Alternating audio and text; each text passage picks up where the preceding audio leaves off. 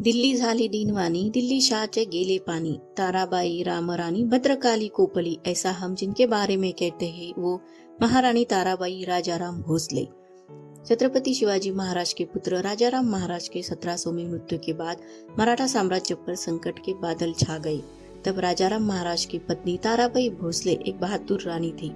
उन्होंने न सिर्फ अपने नाबालिग पुत्र शिवाजी द्वितीय को गद्दी पर बैठाया, बल्कि खुद सेनापति बनकर मराठा साम्राज्य की बागडोर संभाली।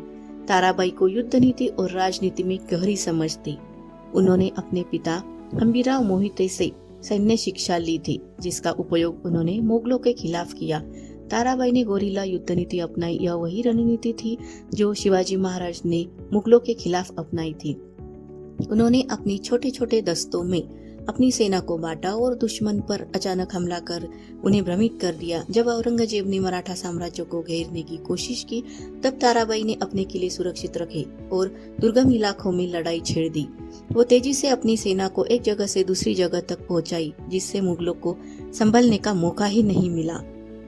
उन्होंने 1700 से 1707 तक औरंगजेब को कड़ी टक्कर दी और मराठा साम्राज्य को स्वतंत्र बनाए रखा। महाराष्ट्र, कर्नाटक और दक्षिण भारत के कई क्षेत्रों में अपने प्रभाव को बनाए रखा।